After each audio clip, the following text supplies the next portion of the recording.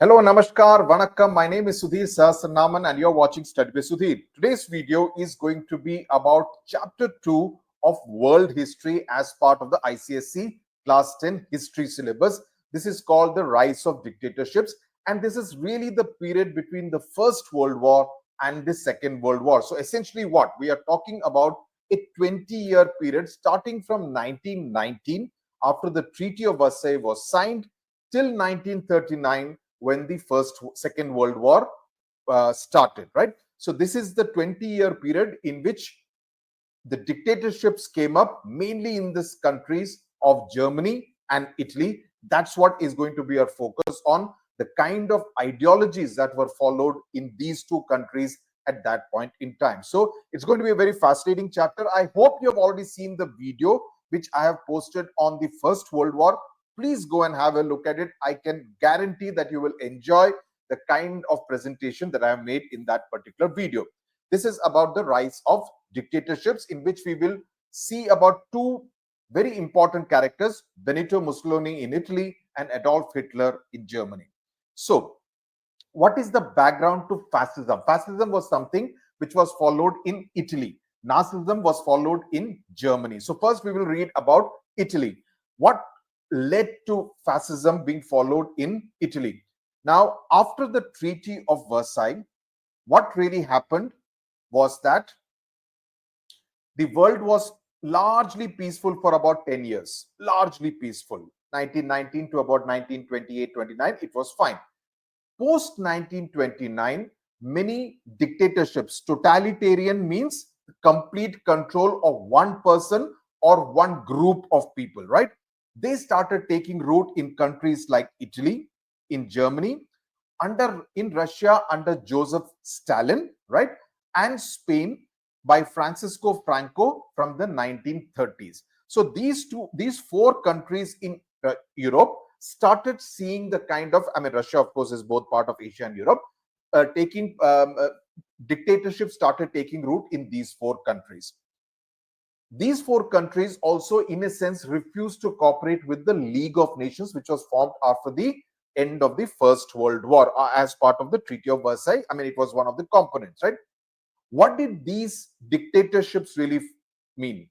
They focused on the state, that the country is most important. It is, in a sense, a reflection of militant nationalism that we saw was one of the causes for the start of the First World War.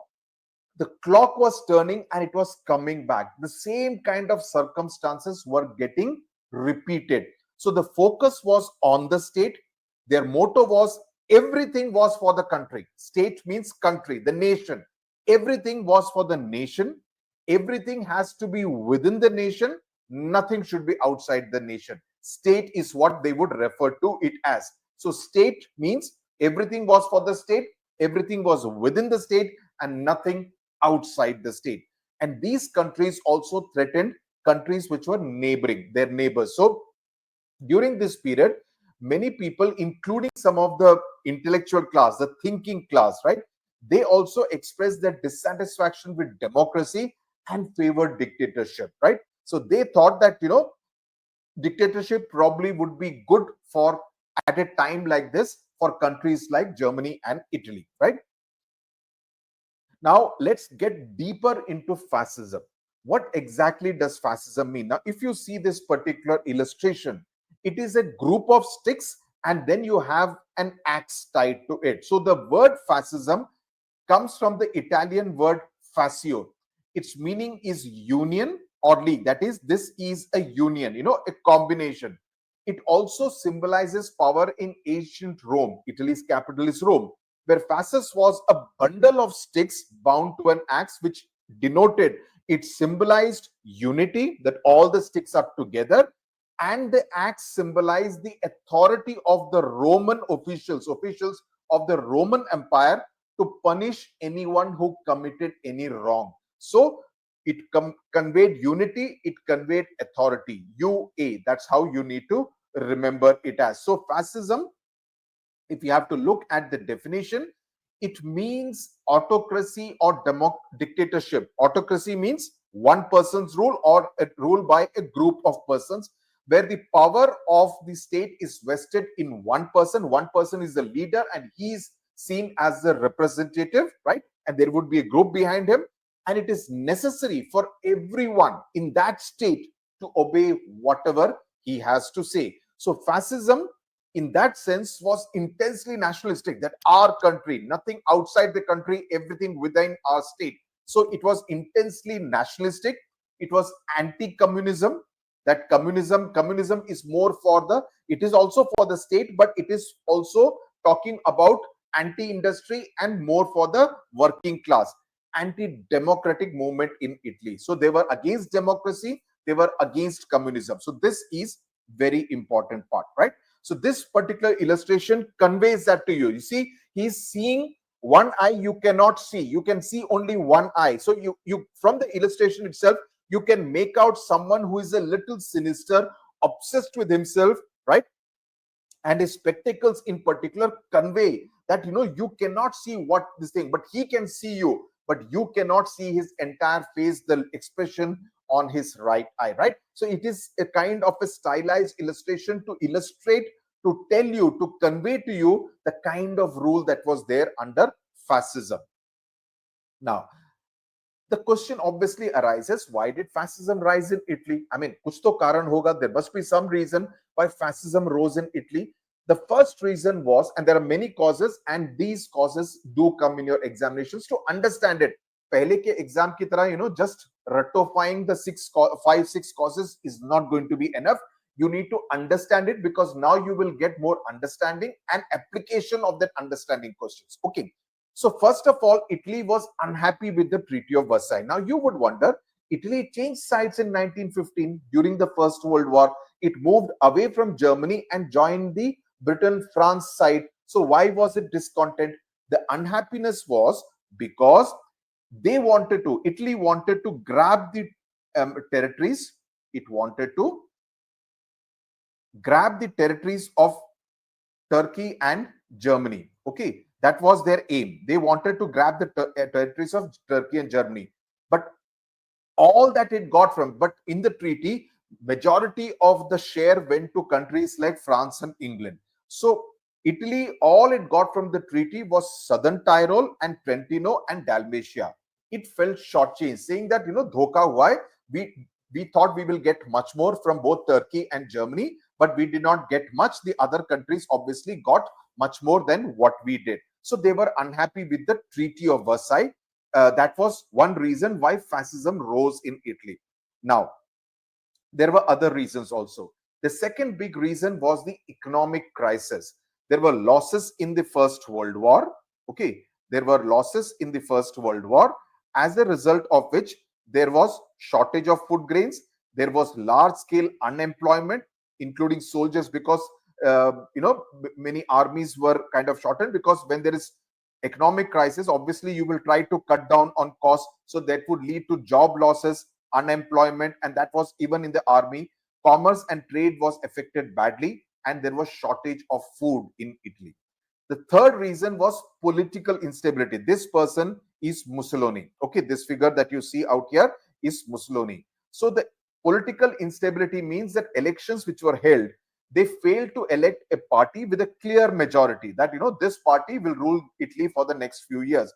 So between 1919 and 1922, there were 6 coalition governments. Coalition governments means many parties coming together to form the government. One party does not have a clear majority, so it joins hands with 2 parties, 3 parties, depending on how much you need, and they form a coalition government. So there were 6 coalition governments, and none of these coalition governments survived. So there would be some argument between them, some difference of opinion, and the government would collapse. Then another group would form a coalition government. That would also collapse. So in 3 years, they had 6 coalition governments. So that showed an inability. So they showed an inability to deal with the problems that were facing Italy, because obviously if there is difference of opinion between very different kind of parties, obviously you cannot arrive at a decision which would be acceptable to everyone. So there were strikes, there were riots which happened, fighting which happened, and the fascists, who were led by Benito Mussolini, promised a strong national government. He presented an alternative that Italy will be important. I will present you a strong national government, to hell with these parties which are not able to get a majority on their own. So he presented that I can be that alternative. Okay. The fourth reason was the failure of the League of Nations. This is the front shot of Benito Mussolini. So it kind of failed. The League of Nations was proved to be weak, and it failed to achieve its aims. It failed to check the growth of dictatorships, because if it had done so, the plans of Mussolini and Hitler kind of people may not have materialized. So that was one of the big failures of the League of Nations. Then there were also class conflicts. What is class conflicts? Class is the rich class and the poor class, the capitalists, the industrialists, and the worker class. So there was a divide between them, and there was a conflict between the aristocracy. Aristocracy means the nobles, the rich people in society, and the common man, because the common man did not have sufficient money, he did not have jobs. The aristocrat had hereditary wealth, so they were able to survive and manage. Then finally, the sixth big reason was the leadership provided by Benito Mussolini. He was a charismatic personality, he was a great orator, he was called Deus, which means the leader in Italian, and he praised the past, because the past Italy is what? The Roman Empire, which has seen big emperors, right? So the Roman emperors, Julius Caesar, you are reading it. So the glory of the Roman Empire, Mussolini said, I will revive the glory of the Roman Empire. So when people see that, think of that, oh, great, we would become one of the strongest countries again. So people aspire for that. So they all rallied behind Benito Mussolini. Let's now come to what were really the aims of fascism. What did fascism really want to achieve?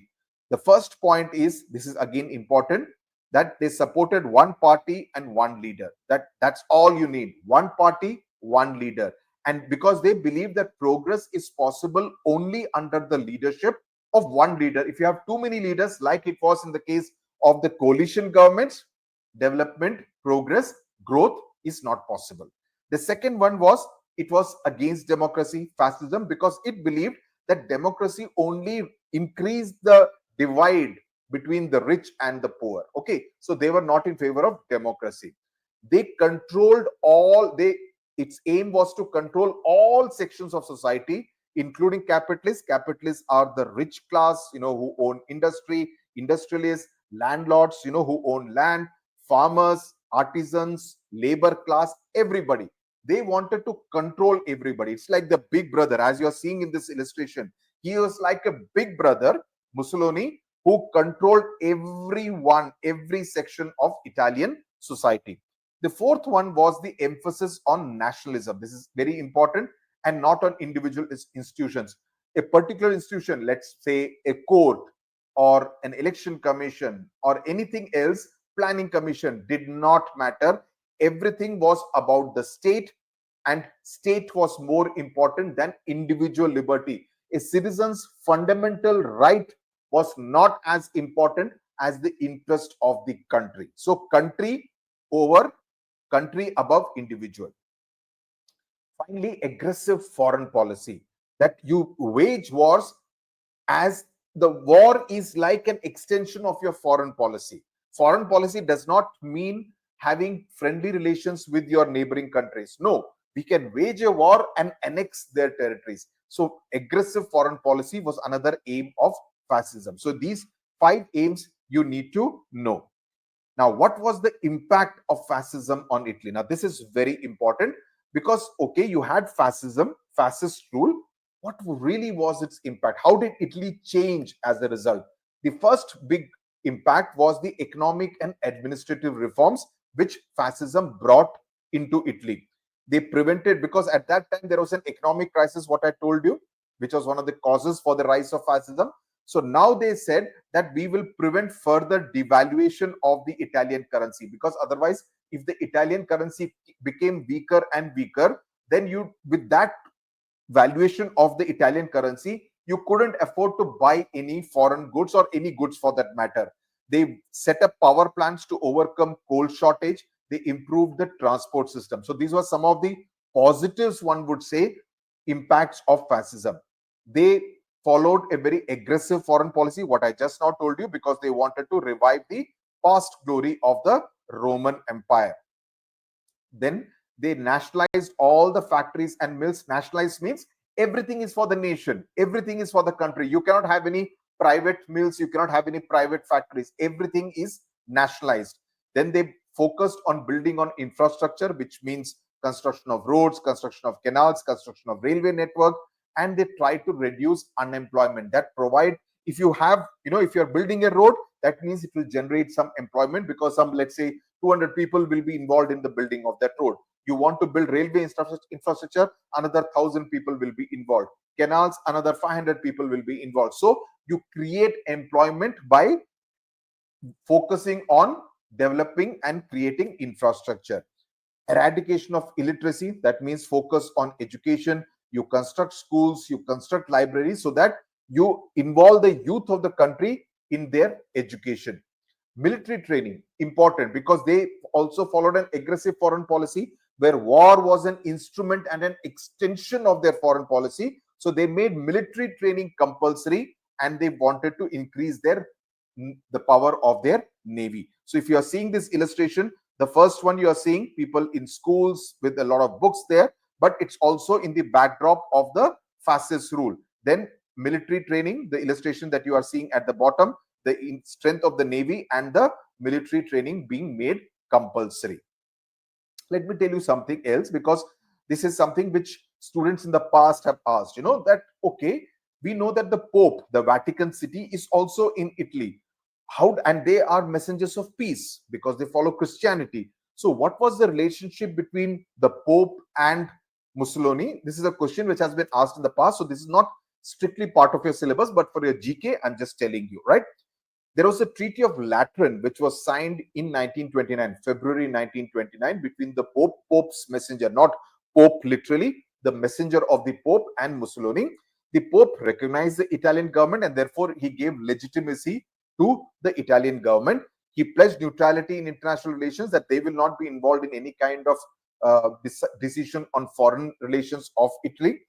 In return, the Pope was allowed to control the Vatican City, and the government recognized Roman Catholicism as the religion of the state of Italy, right? So this was the relationship between the Pope and Mussolini at that time as a result of this particular treaty. As I said, this is not part of your syllabus, but this is part of your GK. As I said, students in the past have asked me this question, so I just thought, let me also include it in this video.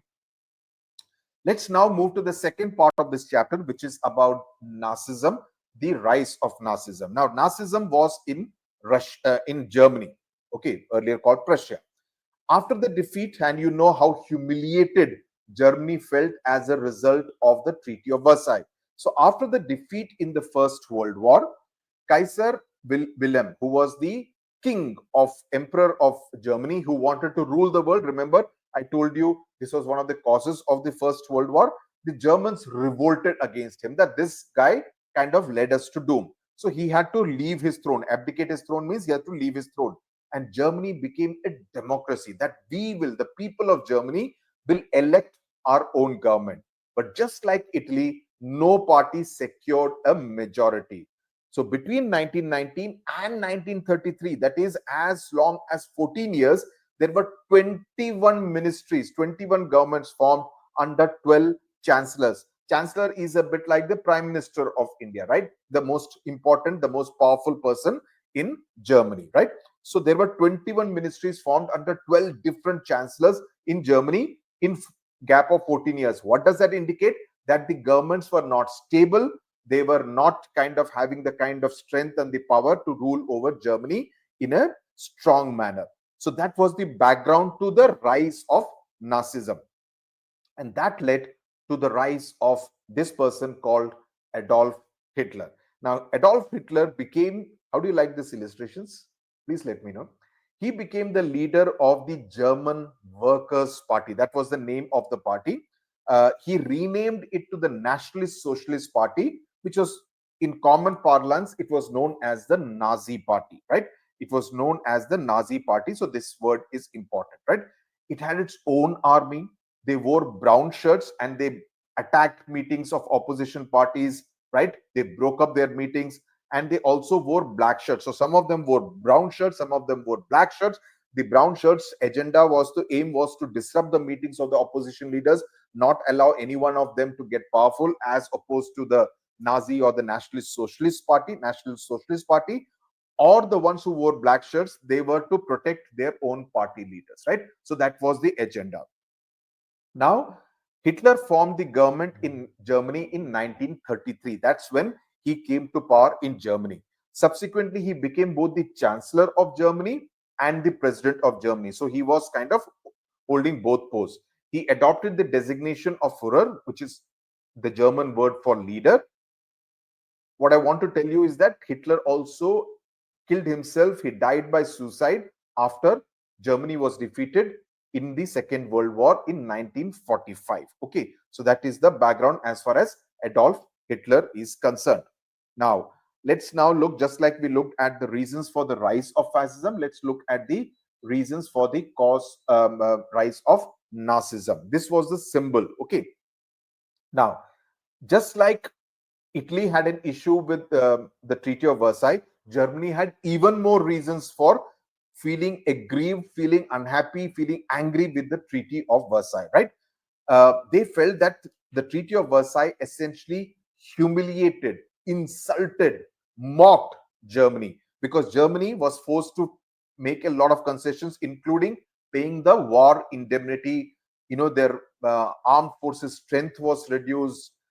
They had to surrender a lot of lands, etc., coal mines to different countries like France and England, right? So in that sense, people in Germany felt very humiliated, and this feeling of anger and resentment was exploited by Hitler. And he said, we do not accept the Treaty of Versailles.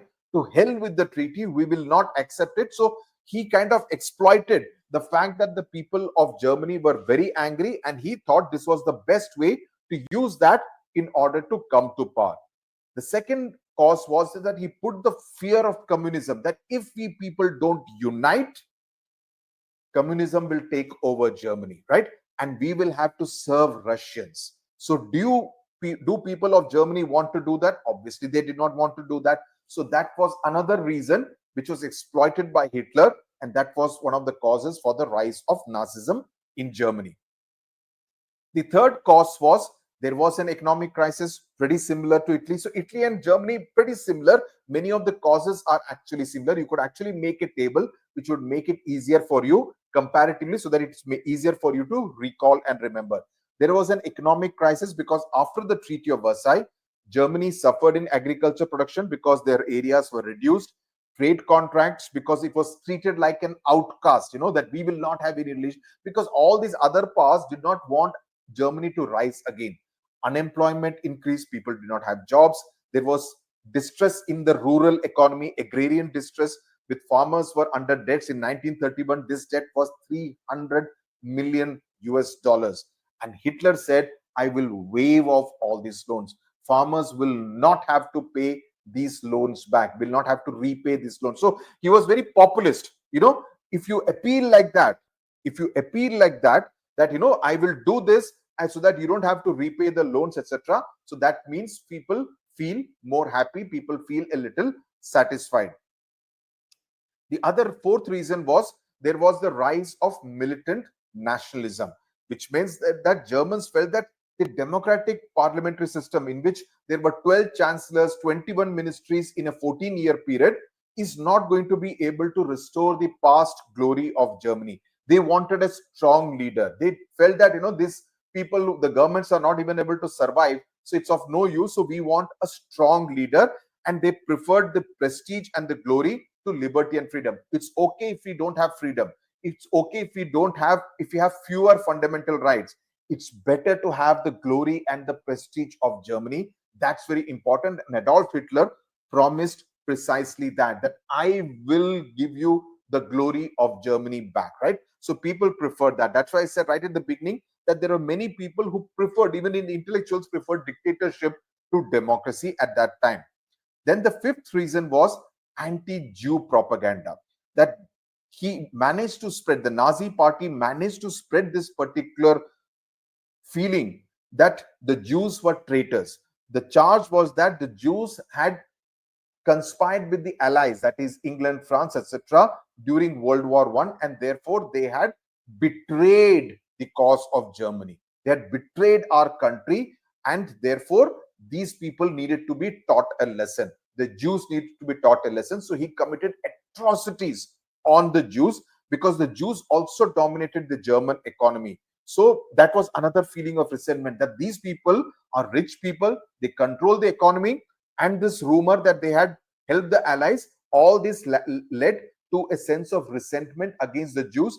Hitler exploited that, and he made the Germans rally behind the Nazi party. Then the sixth reason was that there was no strong opposition to Hitler after 1933, because you realize that these opposition parties are not able to provide a strong government in Germany. Now, the seventh reason was Hitler established, the Nazi party established volunteer corps. Okay, what are these volunteers? These volunteers are, they were soldiers, were unemployed under the treaty. Hitler included them into the volunteer corps to serve as the party army, and they did propaganda for the Nazi party. So he included all those ex-soldiers and made them volunteers who would do work for the Nazi party. So that was another thing. So he had a loyal base which was formed in Germany to work for him. Then finally, it was Hitler's own personality. Pretty much like Mussolini, he was a very shrewd politician, considered a great orator. He could mold public opinion. He played on the, he exploited the humiliation that Germans felt as a result of the Treaty of Versailles. He said, whatever areas we lost, I will capture them back. I will restore German pride. So people felt, here is a leader who is going to do that for us. So they supported him. They rallied behind Adolf Hitler. That was the reason for the rise of Hitler in Germany in the 1930s. So what really did Nazism aim to do? What really were the aims of Nazism? He explains this in his book, which is called Mein Kampf. I mean, I'm not very sure about the pronunciation. I don't know German. My Struggle is the English translation of the title. What were the aims of Nazism? To celebrate nationalism, that we will celebrate German pride, German nationalism. The second aim was to celebrate the reason why we should wage a war, because war should be fought in order to reclaim German pride, get back all our old territories. The other aim was to use force and brutality whenever necessary. Zarurat pade to we will use force, but somehow we will ensure that German pride is protected. Then the fourth aim was that there will, just like fascism, one leader, one party. That's all. Adolf Hitler, Nazi party. One nation, one party, one leader. That was the aim. The fifth one was the racial supremacy of that. He believed that the Germans were superior as a race to any other people in the entire world. So you keep on feeding this into the Germans. So Germans had an inflated sense of superiority, that we are superior to anyone in this entire world. So we should be the leading country of the world. He also made a large majority of the Germans to hate the Jews who were living in Germany. So these were the aims of Nazism. Now, what was the impact as a result of Nazism on Germany? The first one was it managed to establish a totalitarian state, what I told you right at the beginning.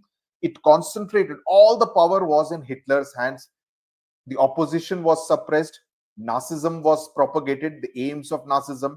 All the legislatures in the different provinces of Germany, they were dissolved, which means there was no democracy. It was now a dictatorship. The press was banned, so there could be no information, no criticism of what Hitler was doing. Then there was a secret police, which was known as Gestapo, that kept an eye on what private citizens were up to. So there was a big brother watching you all the time. You couldn't do anything without the dictator Adolf Hitler coming to know of it. And if you did anything which was seen to be against the interest of the German nation, you would be acted against. So it was a complete dictatorship. You were under the control of the German state. The second impact was economic reforms. He launched a 5-year plan, economic plan. He set up factories. He set up food corporation. He increased production of armaments. That is, you needed weapons to be produced. So he increased the production of weapons.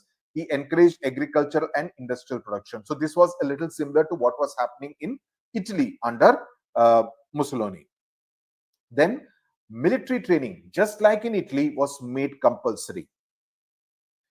He dumped the Treaty of Versailles, condemned it, saying that we will not follow it anymore. He refused to pay the war indemnity which was stipulated in that treaty, saying that I am not going to pay it.